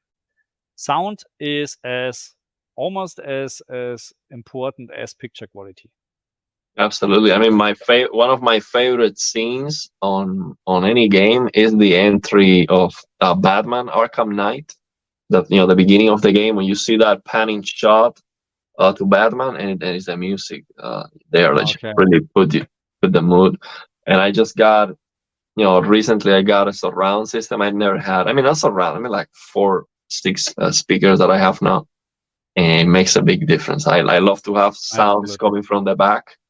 It's very, very nice. The placement of the sound, I think, is what makes it like it's coming from the back. Yeah. Really, It's really just great. you feel in the middle. You know what I mean? But it's the same with a headset. You know, I even can't watch news anymore without turning my surround set on. You know, because the TV speakers are just terrible, You know what I mean? But that's how it is. Yeah. So thank you very much, Razo Gaming Tech. Thanks for the crossover. Personally, I did not know about your channel, so I have just subscribed to you. Thank you very much. So that's the point, you know, that we're doing this, that we're getting millions of subscribers. Should be done by end of the year. Absolutely. Hey, just think positive. Yeah, once you're used to D65, it's just hard to use anything else. Yes. I mean, that's just because I like it. Okay, it looks the same as when I'm looking outside. Okay, that's why I'm using it. That's why it's D65 the norm. That's why it's the standard. But if I play games late a lot, I will get migraine, especially from HDR. Look, I had that, but that's really, I think, because maybe. So I had the issue that I can't watch some HDR movies when I'm very, very tired. I can't just do this, because then the change between a very dark scene and a very bright scene really stressed me a little bit. Okay, so my recommendation is really, if you get migraine from watching HDR, that's most likely not because it's too bright. That's probably because maybe you should go to bed. You know. Tired. Yeah, too tired. Yeah, because if you go outside, and you would, because outside, when we're talking about outside, and even there's a cloudy day, you have much more peak brightness than any TV can display. I was looking at the moon the other day because, like a month ago, I mean, like 4 weeks ago, I think there was the biggest moon we're ever gonna have, or something like that, in how many years or whatever. And I was looking at the moon was gigantic. I mean, I've never seen the moon being so big. And I took a picture and everything, and it was bright, but I was surprised that I was able to just look at it. It was not. If you ask me, I would say I was like 3,000 nits. I'm not sure that was like very, very bright. It was bright, but it was not And the best thing uncomfortable. is no HDR black level rays. It's just, I think it's even in 12-bit colors, you know. Yeah, absolutely. That's maximum quality. No. So Hawkins, really my C2 is much cleaner and sharper than my CX was. Okay, so I had my CX for months next to the S95C, and the internal apps on the S95C are not as good. So in terms of the picture quality in general, when we talking, I mean Netflix is low frame rate or low. How should I say? It's not the best content, of course. Okay, so but the CX was much better. So I even thought that the CX is slightly better than my G2 in terms of using the internal apps. I even bought the Apple TV, you know, the little box, for the S95C because I don't want to have the S95C online because of obvious reason. Samsung is well known about firmware updates. And even the Apple TV box or whatever was not as good as the CX. So I'm not sure what is the. I don't have a C2, of course. I can't compare it, but I found the CX, and that's why I'm never going to sell it. Is so clean, especially with SDR content. So clean, unbelievable. I mean, I think just to use the TV, just to watch TV, I believe the most important features are the processing. I mean, just upscaling of low res content and low bit rate content. I would focus on that because most of the content you just watch on the TV is like very low quality content. Yeah. So a premium TV for very low quality content is kind of sad. Yeah. So Devan is asking, is HDR10 Plus gaming and Dolby Vision gaming effectively useless for us power users? Absolutely, because Dolby Vision gaming exactly on the Xbox One game supported natively, and on the PC I think too, which by the way, to get Dolby Vision gaming running on the PC is a pain in the ass, by the way. Oh, really? Does it work at all?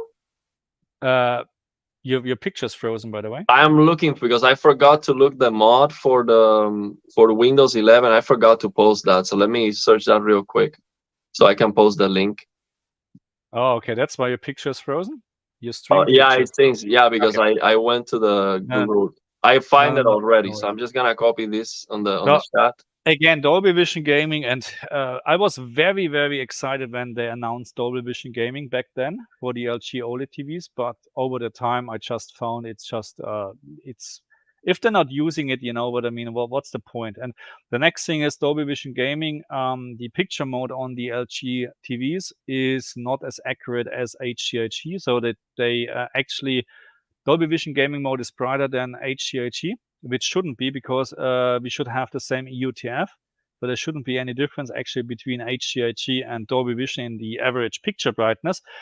Dolby Vision gaming would have the big advantage that it has dynamic. It would have dynamic metadata, which can make HDR better or Dolby Vision better, and the same for HDR10 Plus. But there is also, I think, there's not a single HDR10 Plus game out there. Not a single one. The new one coming out is the Last Descendant. What was the name of that game? It's the first HDR10 Plus game. Yeah, it's coming out soon, or already came out, like in a beta or test or something like that. I forgot to test it. The Last Descendant or something like that. I forgot. Can someone? But this is also then just for the PC. There's no HDR10 Plus on Xbox or PlayStation 5. But yeah, it's on the PC. I posted the link to the ICC profile I was talking about. It's posted on the chat. Is that GitHub page? Yeah. The one upworld says real life is mastered in 10,000 nits. It's creator's intent. Yeah, the visual quality is great, but gameplay sucks. Gameplay sucks.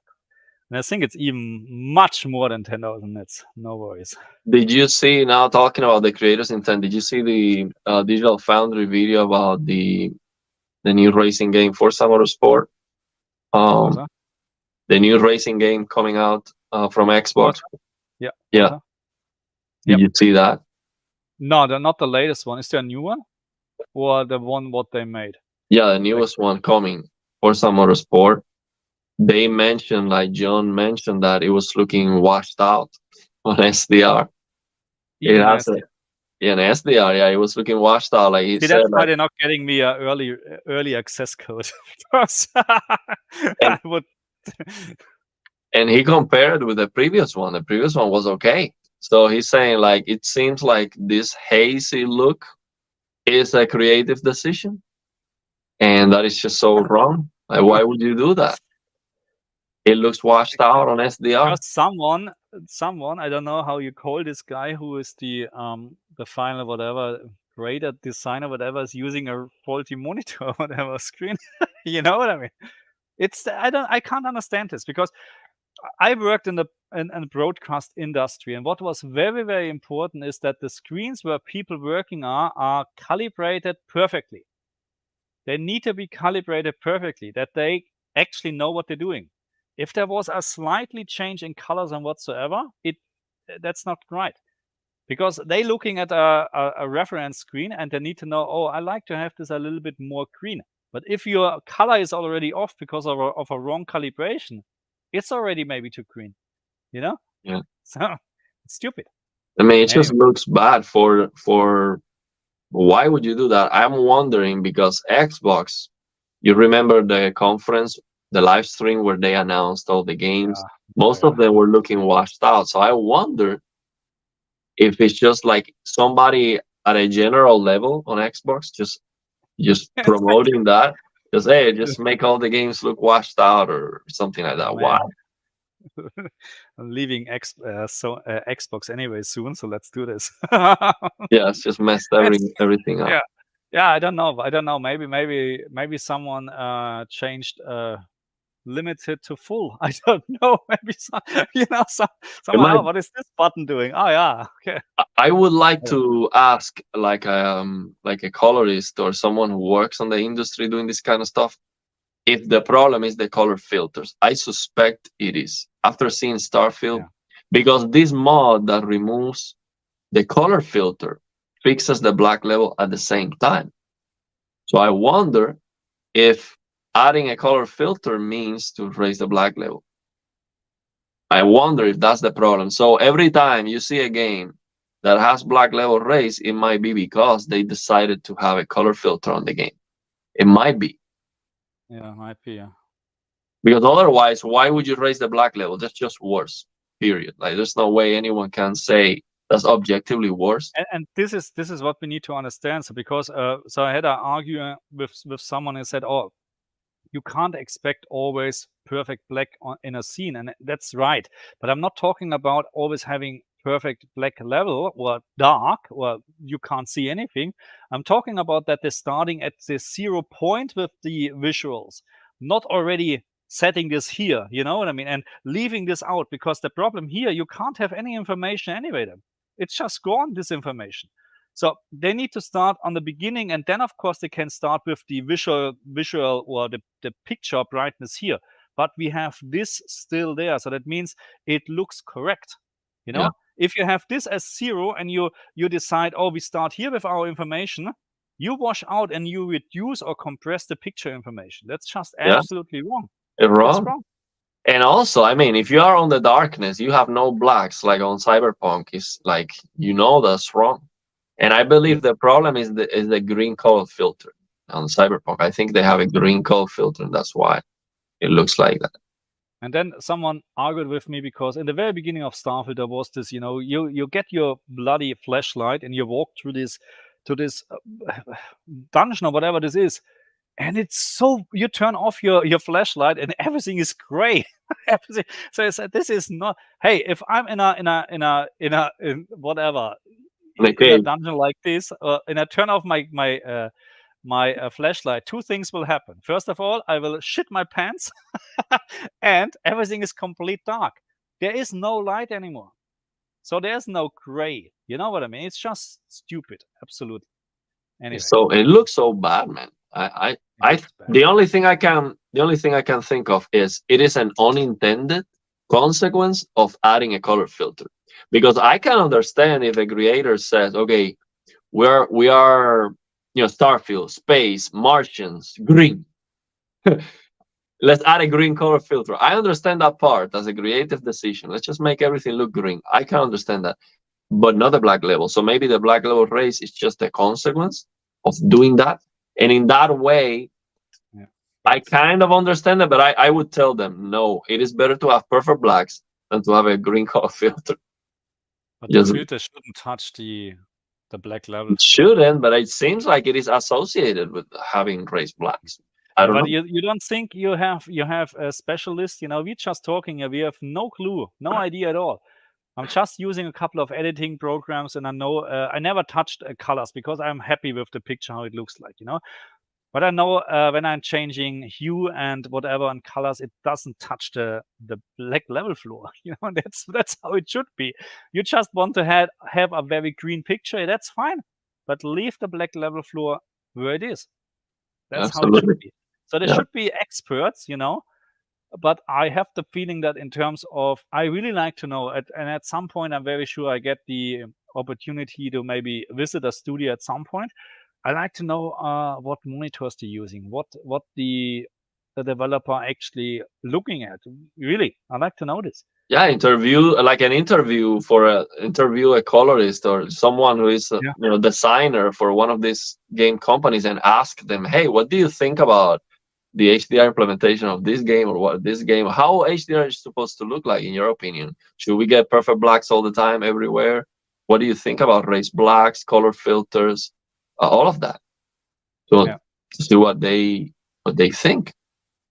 I mean, So he writes, part of the reason is the obsession with reaching the widest audience, and if you have really dark areas or night being actually dark, people in focus group complain about not being able to see. Yeah. Look, but on the other hand, you have now people complaining that we have just washed out pictures. I get this. I mean, look, when my little one is playing, he would never think the picture looks wrong. He would just play it, of course. But nowadays we have monitor screens. They're out of the box, really, really on a great level. There is almost no black level crush in terms of out of the box settings, no black level raise out in terms of out of the box setting. So you can actually get this correct. You know what I mean? In my opinion, there's no excuse anymore. no, but here's the thing: you don't see more. You see Yeah, less. no, When the no, black level is raised, all you no. see is just something gray. You don't see more information. When you lower the black level, you can actually see more details on the darkness. Yeah, so You, the problem is, and that's maybe why you're right with this bloody color filter. When you try to mitigate the black level raise in Starfield, you're not gaining any more information. It is just, that's why I'm saying that they just put this high and starting with the information here, and now you try to get it down, but you're taking the whole information with you. There's no additional information as we have in other games where and I agree with you, because games I'm going to test, where you decrease the FTDA a little bit, you get actually more fine details suddenly. yes, you do. It is darker, of course, and you needed to turn off your light to see anything, but you get suddenly very fine details because it's not washed out, it's not gray anymore. Exactly. So think about this. If you have a gray solid color, you can draw on black color. So when the black point is perfect, what is black is drawing a picture. Correct. Because you have more contrast, now you can see more than if everything is gray and more gray, where you cannot see anything sometimes. It's frustrated me that game devs and even movie TV series makers aren't taking HDR seriously, and we keep getting very lazy and bad HDR. Do you guys think this will ever change to better? Of course it will. And there are actually great movies out there with great HDR. I mean, The Witcher is just, in my opinion, really, really great, in terms of HDR. But there are also, I agree with you, some movies or series which can be better, especially games. Especially it looks like in games, this is something completely new for developers. But On the other hand, I don't understand it, because people also saying and arguing with me there's no standard. But there is a standard. Just look the HDR standard. There's a standard. I don't know what is so hard to understand. You have, you know what I mean? It's a standard. The same as SDR is a standard. The same as HDR10 is a standard. That's how it is. Clearly, process how to integrate HDR, whatever, in games or movies. That's a standard. Well, I'm wrong. I don't think so. Yeah. Bruno George Morais. FSR 3 double image user interface is just one of the possible modes of user interface update. 1 month ago, they the developer said that. Yeah, he's one of the superstars that I have on the channel. He knows a lot. Every time he drops a comment, he knows what he's drops knowledge bombs. So yeah, I heard that too on an interview.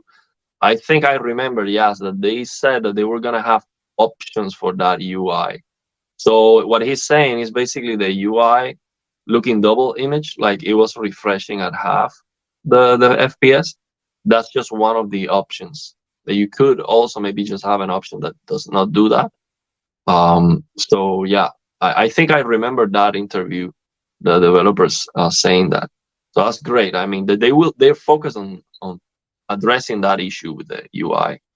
That's good. So that's something interesting. The eye can only see down to 0.9 nits on screen. Reaching 0 nit black level is similar to real life. But no way it's manageable on screen. People can't see anything beyond 0.9 nits, so why put info in? I highly disagree with this. Absolutely. 0.9 nits. So we're talking about 1 nit. That's a lot. Are you sure? So 1 nit is a candle in a room. That's how a candela per square meter was actually defined back then. Because we're talking about candela per square meter is the same as nit. 1 nit is absolutely bright in a complete dark room. This Very is bright, actually. You're missing a couple of zeros here, for sure. For sure. Well, here's the thing. In Hogwarts Legacy, do you see that? You remember the beginning where you find yourself in a completely dark room with your magic thing to turn it on? It is completely dark on that scene. So when I was setting up the settings with reshade and all of that, in that scene, the readings with the Lilium's HDR analysis tool was 0. 0 nits, like it was 0.00, like it was so small, it was 0. And I was able to see everything on the darkness, like all the details of the internal walls of the palace. It was completely visible. And it was so small that the tool, it was like 0, like it's 0.000.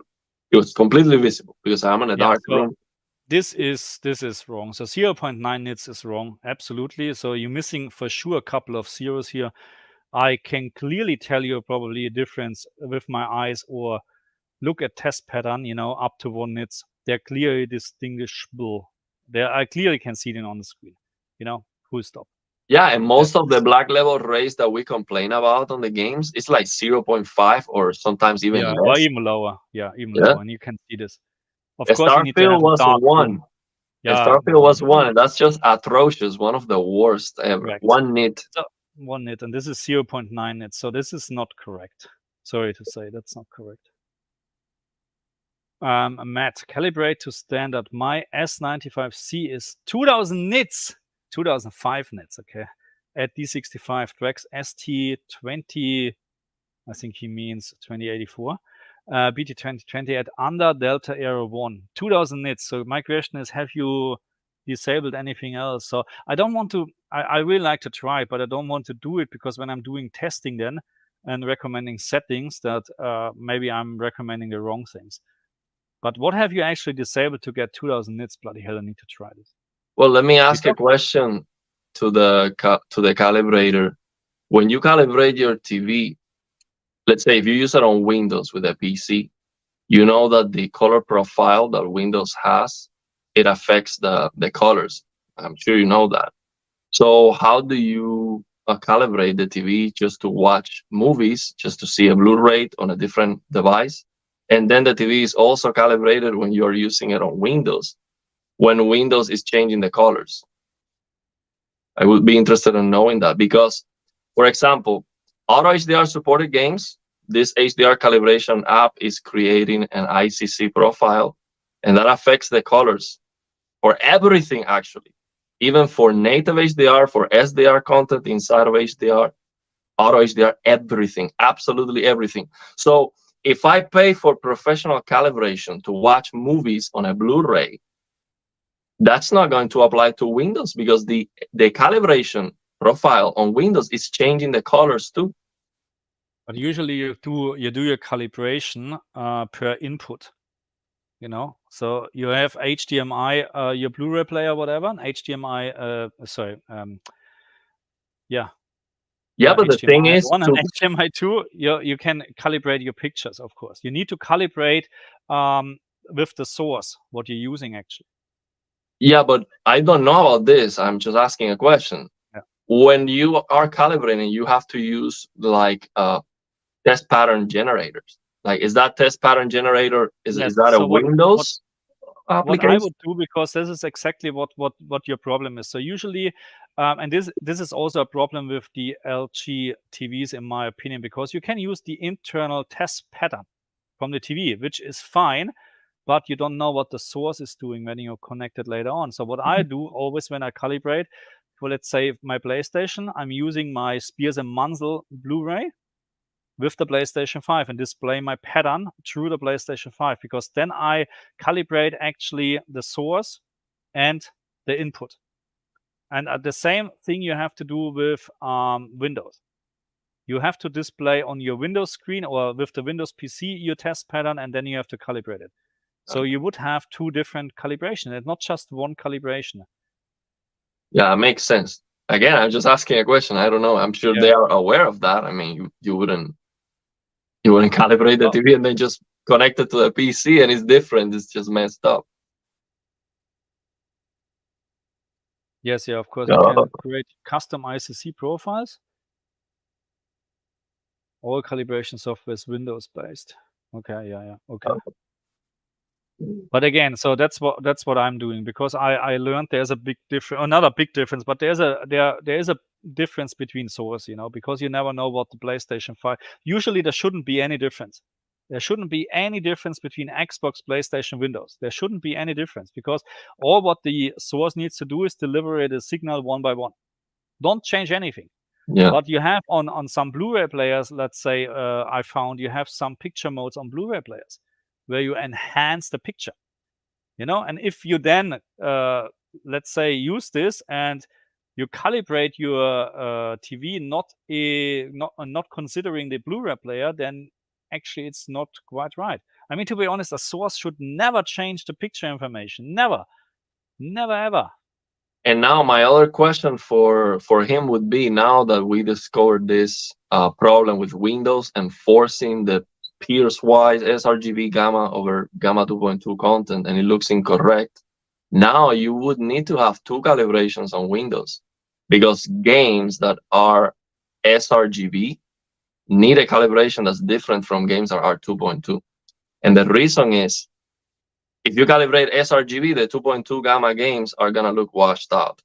And if you calibrate 2.2, then the sRGB gamma games are going to look crushed. So you need two calibrations. One for games I'm talking about SDR content inside Windows and Auto HDR. You would need a calibration for games that are 2.2 and one for games that are sRGB. And then for native HDR, you want to use the sRGB calibration. But the problem is, even if the TV is calibrated, we see most of the games have black level rays. So what I'm trying to test more and investigate is if the black level rays of these games are completely resolved when you use this ICC profile that I posted in the description. And I don't believe it is resolved because it is not perfect. I get some crushing. So it looks better, of course, because if the game has the black level rays and you lower it with this ICC profile with the gamma adjustment, it looks better. But I don't think it is a solution. But I'm still trying to test it more, because, for example, when you use Cyberpunk has HDR10. It has sCRGB, which is like what Auto HDR uses. and it has Auto HDR and Windows 11 support. They all look different, especially, you know, from sCRGB. You showed that on your video. The color gamut is like clamped to Rec 709 with the sCRGB option, and with the HDR10 PQ, you do get that color saturation. But near black, they are the same. They are the same as washed out as they are. So I am wondering, okay, I still have to test this. I haven't had time for this. I'm wondering, okay, if this ICC profile that is fixing the Gamma 2.2 content is fixing the Auto HDR, and Auto HDR looks the same as sCRGB on Cyberpunk, and sCRGB looks the same as HDR10. My question is this ICC profile fixing also some native HDR gains? And if that's the case, then if you do a calibration for your TV for Windows, then you definitely need those two calibrations, even for native HDR for some gains. Have you measured sRGB against 2.2? No, I never measured sRGB against 2.2. In terms of the different calibration, what you're talking about, in terms of the this was explained. So if you go to the link, the grayscale should be the same. So it shouldn't touch. So sRGB or Gamma 2.2 should never touch the grayscale. Look, let's do this. Let's do this, Marcus. Why don't you open the link that I posted in the description? Because there's a picture that shows the curve, the gamma curve, and it is called Pierce-wise sRGB. And the only difference between Pierce-wise sRGB and Gamma 2.2, this is what Windows 11 is enforcing over all content. The only difference is near black, up to 30% signal level, if I remember correctly. Can you open this link and show the graph here so people can see it? I posted the link. I can't find your link anymore. I'll post it again. I mean, here. You got it. Okay. Yeah. Open that document, see if we can show that. Oh, you can't actually. I can't copy and paste this. Just send the link in the private chat, just quickly. Okay. To your WhatsApp or?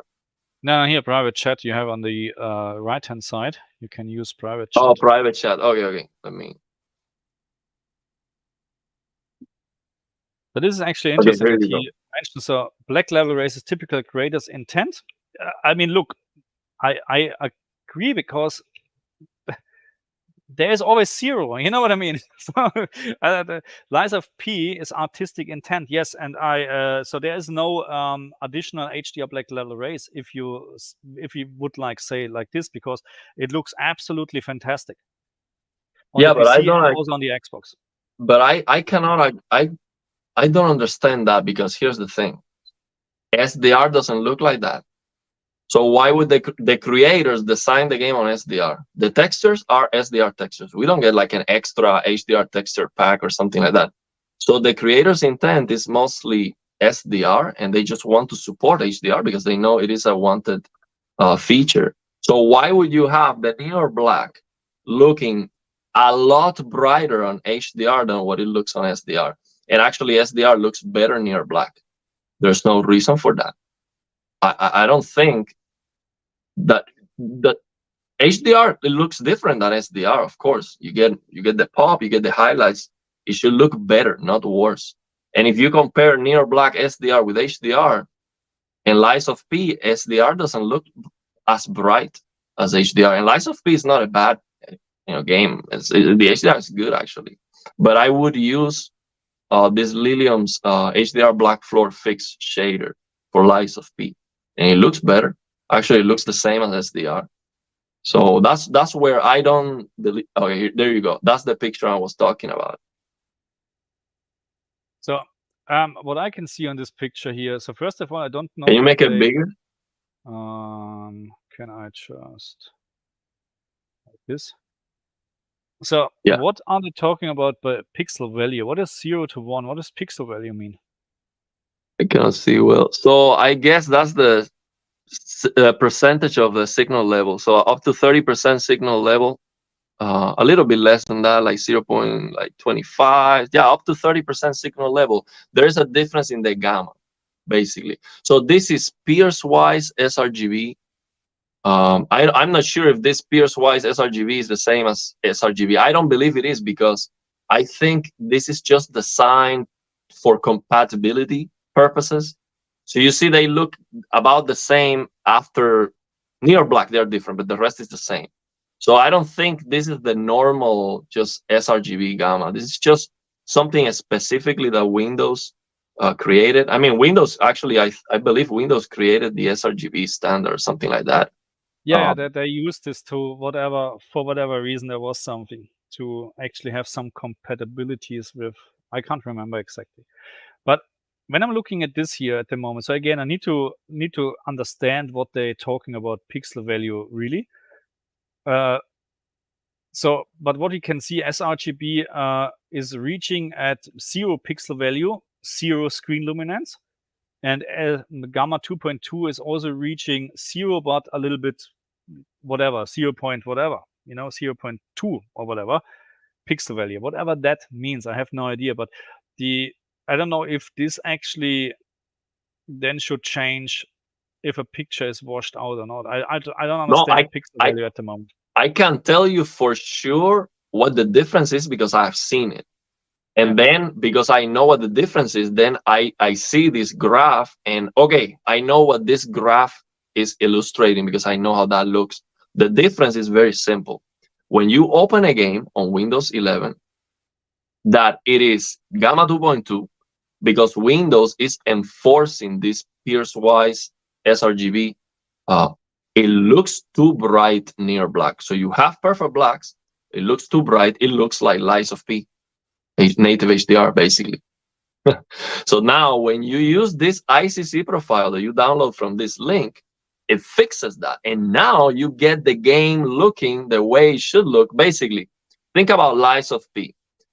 I haven't tested this ICC profile for lies of P, but I'm talking about the difference that you see, basically. When you use this ICC profile over Auto HDR games, near black, it looks exactly the same as SDR. It no longer looks washed out. That is how it should look. Now, if you use this ICC profile over sRGB gamma games, it crushes the near black. You crush details, and you can clearly see that.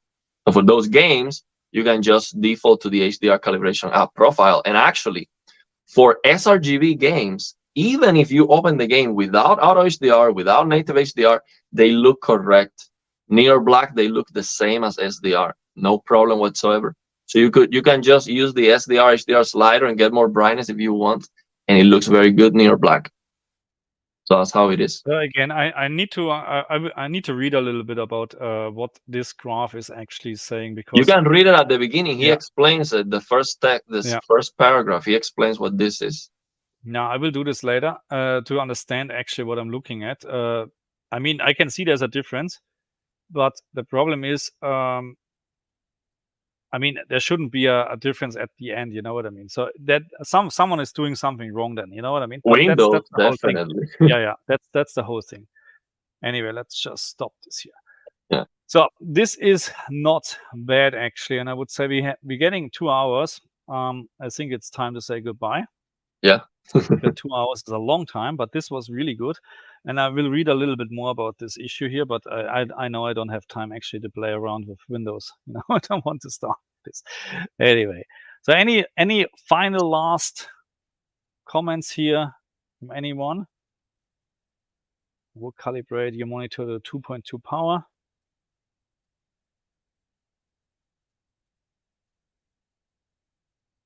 I'm not touching my monitor. I tried to calibrate this screen here, the LCD, the very cheap gaming monitor, and I just stopped. This is just so crap. Anyway.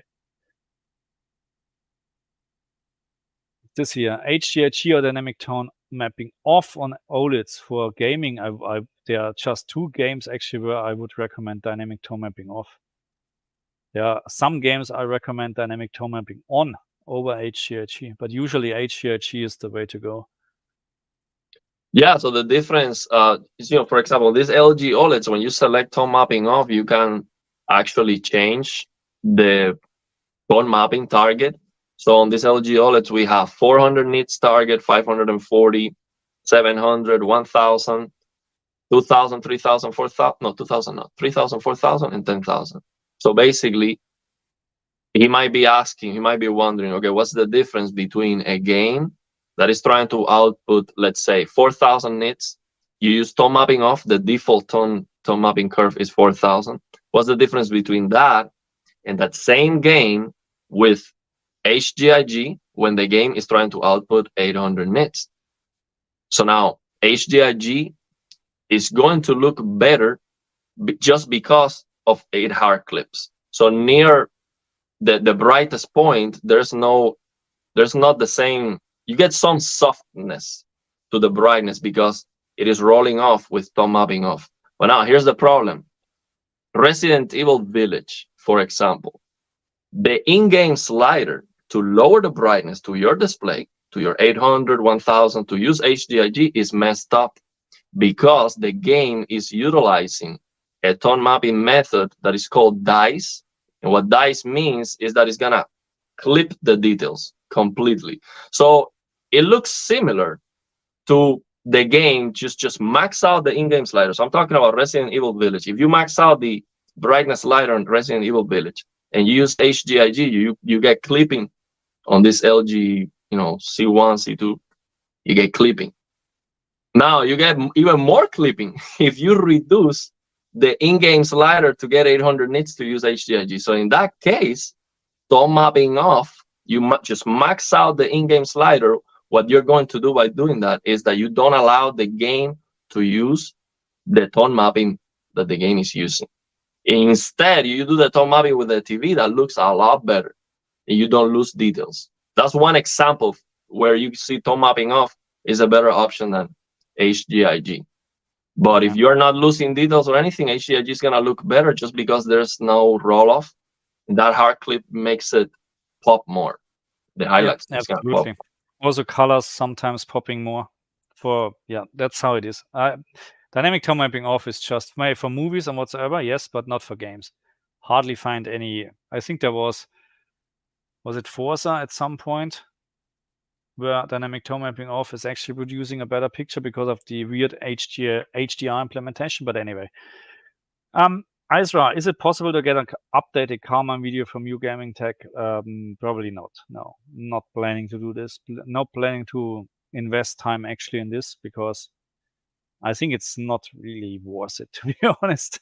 Maybe if they updating something, but if they're not supporting the LG TVs or whatever, then I don't want to put time in this, to be honest.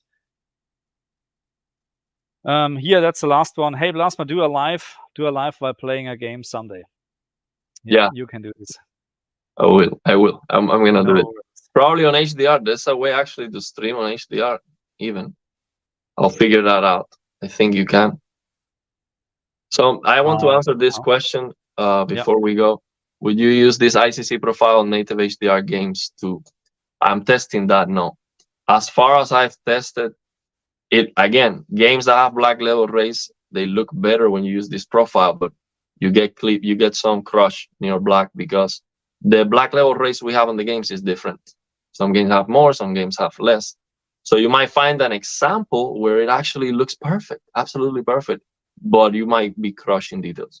So the best option for native HDR is to use on the PC, is to use the Lilium shaders to fix the black level floor if you have an issue with the black level rays, and to use the Lilium tone mapping if the game's tone mapping is messed up, like Resident Evil Village, for example. Even better than using that method is to use the Lilium tone mapping to do tone mapping correctly, and then use HGIG on the TV instead. But the tone mapping from the TV does a great job, actually. So yeah, for native HDR, use the Lilium shaders to fix it. This profile, I'm still exploring it, but I don't think it is the solution. So that's the last comment, and then I have to go shopping for groceries. Experience with settings all you want. I calibrate for accuracy. I'm on his side. I like to have accuracy. I just hope that at some point we getting some toggle switches where we can switch off creator's intent.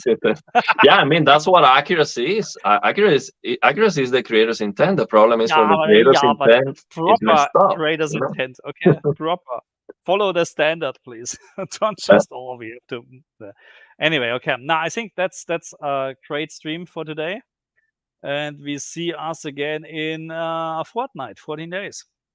Okay. Okay. Well, thank you, everybody. Thank you very much.